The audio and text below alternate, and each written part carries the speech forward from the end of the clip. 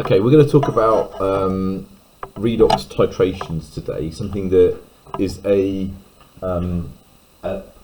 skill which is useful for practicing or just general titration skills, but it ties it together with the redox chemistry we've been doing in this topic. So the thing about redox titration is, instead of it being an acid-base titration that we're doing a titration between two substances which are changing oxidation state in the chemical reaction. Okay, so instead of having an acid, say, in the burette and an alkali in the conical flask, and then adding one to the other with an indicator that changes colour at the end point, here we use a transition metal compound which changes colour when it changes oxidation state. When transition metals change oxidation state, they change colour. So these are titrations that are self-indicating. We don't need to add an indicator to them. Okay, so I'm going to draw you a tiny little diagram just to remind you what titrations look like, and just walk you through the process, and then we'll spend some time doing calculations. So imagine that's your burette, I can't say the word, and that's your conical flask. In the conical flask, it might be that you've got a solution of iron 2 of unknown concentration. So it might be a known volume, but an unknown concentration, unknown conc. And up here you've got one example of it, and we'll do this practical, or one like it, very soon. In here we've got an oxidizing agent, which might be something called permanganate 7, right? So MnO4 minus. So the solution would be potassium manganate 7, but the ion that is acting as the oxidizing agent is the manganate 7.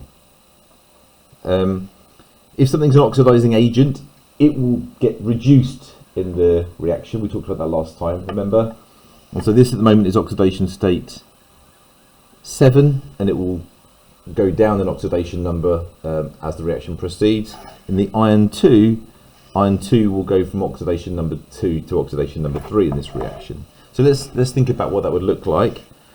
So the MnO4 minus, when it goes into the conical flask, it will react with the Fe2 plus. The Fe2 plus will be oxidized to Fe3 plus.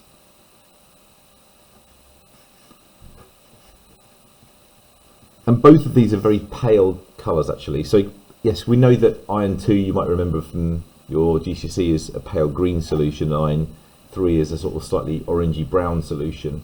Very hard to tell because it is really quite dilute. Whereas this stuff, manganate 7, is quite strongly coloured. It's a purple colour, which we'll see. But let's first of all finish off this half equation. So what do I need to do to finish off that half equation, please? Give me a wave if you think you know. Go on then. Add the electron to the more positive side, and we're going from oxidation state, oxidation number +2 to +3. The MnO4, which is a strongly purple coloured ion, will turn into Mn2 plus, which is a very pale pink solution, very pale pink colour, so pale that you can barely see it. It almost looks colourless. So if I just write there, just to help us be clear for next time, that's purple, and that's very pale pink. We know how to balance that half equation as well. Could I ask you to write out what I've done so far and try to balance that second half equation, and then combine those two half equations in the manner that I taught you last time? I'll pause the video and you can do that too at home. So well done. I think it looks like most of you got that. But to balance this, you need to have 4 waters on the right hand side, 8 hydrogen ions on the right hand side, and 5 electrons on the right hand side. And we check that by seeing that the manganese has gone from +7 to +2 in that process. And if you were to combine those two, we need to times the top equation by 5, because there's 5 electrons in the second equation. So the overall equation is 5 lots of Fe2 plus. And this tells us the molar ratios for the titration. to 1 MnO4 minus. We need to make sure we've got sulfuric acid in there in order that the redox reaction can take place. We'll give you 5 lots of Fe3 plus, Mn2 plus, and 4 water molecules. And during the course of the reaction, the chemical, the potassium manganate 7 is strongly purple, and essentially when it reacts it will go very pale pink. So what that looks like in a titration then is probably worth explaining to you before you do it, and then when you do it, it will make sense, but you'll see it a few other times as we go along. So this stuff is strongly purple. When you add it, add it drop by drop with swirling to the conical flask, it will react, and so this solution will stay close to colourless while it's still reacting. Eventually, you'll use up all of the iron 2 ions, right? So, and at that point, you add an excess, a drop or two more of, or 1 drop of manganate 7, and it won't react because there's no more iron 2 left for it to react with. And so at that point, this solution becomes pink due to a very strongly dark purple coloured compound going in there and not being used up. So essentially, we know the reaction's complete when the solution in the conical flask goes from nearly colourless, it's not colourless, it's pale green, to pinky coloured due to excess, pinky purple due to excess MnO4 minus being added, right? So we've got an excess of the oxidizing agent dropped into the flask, no iron 2 left, reaction is over. So it's self-indicating, as I was saying earlier on. Right. Okay, so if we've got a solution of known concentration of iron 2, a known concentration of MnO4 minus, and because we've done a titration, we stop it and therefore we have a known volume, we can use that to work out the known number of moles of permanganate. If we know the number of moles of permanganate, sorry, manganate 7 I should say, we times it by 5, that'll tell us the number of moles of iron 2, right? Just like any other titration. If we know the number of moles of iron 2, and we know the concentration, and we know the volume, sorry, we can work up the concentration of iron 2 in that pot and the number of moles of iron 2 in that pot, depending on what the question's asking us. So rather than work that through using sort of made up numbers, I'm going to go to the worksheet that I provided now. We'll do a worked example or two together. I'm not going to read all of this to you because it's basically what I've just told you. I'd encourage you to read it in your own time. But one thing, I'll highlight a couple of things. So one thing to highlight is that we use sulfuric acid to provide H+. We don't use HCl because HCl in there would react with the oxidizing agent. The Cl- will react to give chlorine, and chlorine is well, it will change the answer to the titration to start with. You'll end up using more permanganate 7 than you're supposed to, but also the chlorine produced is toxic and a bit smelly, so we don't do that. You can't use nitric acid either because nitric acid is itself an oxidizing agent, so we use sulfuric acid there, and you can't use a weak acid because it just doesn't provide enough hydrogen ions. Okay, there we go. We said all this stuff, said all that stuff. And what we'll do is we'll flip over the page and have a look at a worked example.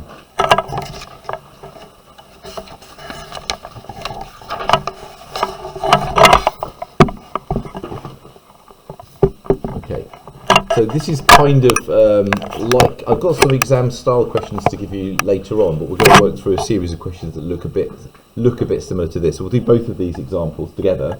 We'll go from there. So you've got to calculate the percentage of iron in a sample of steel wire. So let's highlight to start with that steel is an alloy of iron plus carbon, and it might have other metals in there like chromium as well. The wire was dissolved in excess sulfuric acid. So what happens is that in that situation, iron, as we know from yesterday, reacts with sulfuric acid to give iron sulfate. So we're just forcing the iron that we've got to turn into iron sulfate, and so we're generating iron 2 plus ions in solution. So we've got iron 2 plus in solution. And then we make it up into a 250 centimeter cube volumetric flask. We take a sample of that solution, so 10% of that solution was used, of this stuff, put into a conical flask, and then reacted with permanganate, the manganate 7. Alright, so there's lots going on here. It's a two-staged process. So the first step is turning the iron that we've got in the steel into iron 2, and with that iron 2, we can do the titration. So we've just worked out the equation for the titration, so let's just write that out again here. So 5 lots of iron 2 plus MnO4 minus. You'll see this again and again, by the way. This is quite a common reaction to do. Let's get the equation right. 8H plus goes to 5 Fe3 plus Mn2 plus and 4 waters. And then all we do, just like with redox titration, we write down what we know and then work out moles using volume and concentration, right? So the things we know, first of all, are the ratio, the molar ratio, which is 5 to 1. It's only those two things that are important. We've been told we've got 25.45 centimeters cubed of the potassium manganate 7. Notice up here it says KMnO4, which is the chemical you're using, but the ion that's doing the work is MnO4 minus. So don't get these two things muddled. We've been told that the concentration of that stuff in moles per dm cubed is 0.02. We've been given the concentration to 3 sig figs, so we should keep to 3 sig figs here rather than just write 0.02. We've also been told we've got 25, we've used 25 centimeters cubed of the iron 2 solution, right? So we can work out the number of moles, N in moles, of the MnO4 minus by doing 0.02. Just remember, just remind you that N is equal to C times V over 1,000. Over 1,000 because the volume's in centimeters cubed. That times that over 1,000, and I've got the answer here, happily for once. And that's 0.00509 moles. We'd get credit for doing that in an exam. This stuff reacts in a 5 to 1 ratio with iron 2 plus, so we simply times it by 5 to work out the moles of iron 2 in that pot, which is 0.00255. Alright, so that's the number of moles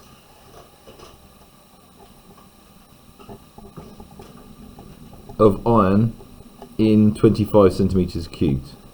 Okay, is equal to 0.002545. But remember that we originally put our iron nail in a 25, well, we took 25 centimeters cubed of a larger sample that we had, 250 centimeters cubed. So the number of moles in that 250 centimeters cubed must be 10 times that.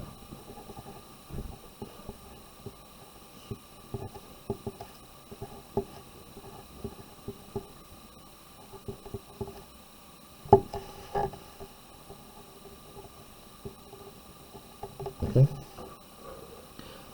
But the question is asking us how much, what mass, what percentage by mass of iron is in the steel. So we need to know, we need to work out the mass of iron.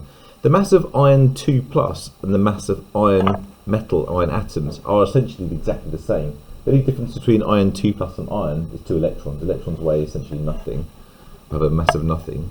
So the mass of iron in grams must be the number of moles times its atomic mass, right?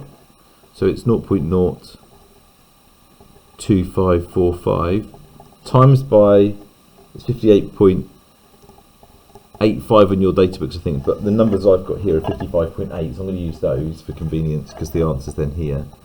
And that comes to 1.42 grams. And the question was, what percentage of this wire is iron? Well, 1.24 grams of it is iron, and the total mass is 1.51. So to work out the percentage by mass is simply a percentage calculation. So 1.42 divided by 1.51 times 100, and that comes to 94.0%. And that's pretty typical. Quite a high percentage is the iron. If we do this with paper clips ourselves next week, we'll find that it's pretty high percentage is iron too. Okay, so there's lots going on there, and you're going to need a bit of practice at this. But we're going to do one more together, then I'll let you get on with these by yourself. Yeah. Is there a way to like move it closer? You can move closer. That's probably easier than me moving it closer because it's already filling the screen. I'm going to pause it for a sec, give you a chance to write that down, and we'll work on the next one. Similar sort of a process for the second one. So we've got a cleaning agent called whatever it is, contains ethane dioic acid. I'll just draw that for you so you know what it looks like. But carboxylic acid, you might remember, looks like that. A dicarboxylic acid looks like that. So that's the ethane dicarboxylic acid that it's talking about. Not that you need to know that for the purpose of this question. That's the active ingredient, and you're told on the previous page how that can be oxidized. So I'm going to write that reaction out to start with. So it's the ion C2O42-, which is doing the work here. And when you do a titration with it, or you oxidize it, that turns into carbon dioxide, so it fizzes. And you could balance this equation yourself, but I'm not going to make you. It's quite straightforward to balance like that. So it's 2 electrons. And again, we're going to use potassium manganate 7. So when we combine it, we're going to do a times 1 by 5 and 1 by 2, right? Because it's just like before, right? Because the permanganate one requires 5 electrons. Right, so combine them and we end up with this overall equation, which was given on the previous page anyway. So it's 5 lots of C2O42- plus 2 lots of MnO4-. That's all we really need for the equation for the purpose of the titration. We're going to write it all out anyway. Plus 16H plus goes to 10 carbon dioxides plus 2 MnO2 plus 8 waters there. Right? So then what we've got to do now is sort of read the question carefully and find out what we do and don't know. So we've been told there's 2.43 grams of the powder, the impure powder. That information is not useful to us yet because that doesn't refer to any of the things that are going on in the titration. We always start these by doing the titration, or we start at the end. We've been told we've made it up into 250 centimeters cubed again, and a sample of that was acidified to provide the H plus and reacted with the permanganate, the manganate 7. So let's fill that in then. So the ratio is 5:2. We've got a volume, well, let's say the volume in centimeters cubed of the C2O42- we're told is 25.0, just like before. The manganate 7 is 27.75. And the concentration in moles per decimeter cubed is 0.00300. Notice last time, and indeed this time, we don't need to work out, it's not like a titration we do for acids where we might need to work out the concentration. It's not asking us to do that. It's asking us to work out the number of moles and do something with that. Okay. The number of moles of manganate 7 is your volume times concentration over 1,000 again. That gets us 8.325 times 10 to the minus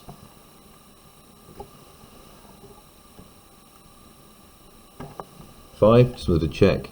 And then to find out the number of moles of the C2O42 minus, we look at the ratio. So you can times by 2.5 or divide by 2 times by 5, whatever you find easier. And that comes to 2.081. Is that times 10 to the minus 4? Yeah. So we know the number of moles of C2O4, 2 minus. And that's the number of moles, remember, in 25 centimeters cubed.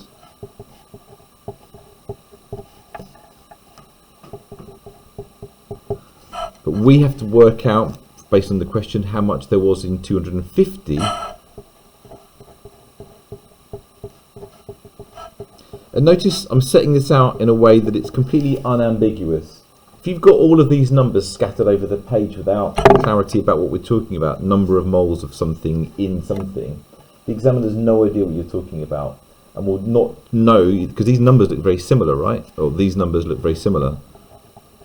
I've got that wrong, haven't I? It's times 10 to the minus 4, and that's times 10 to the minus 3.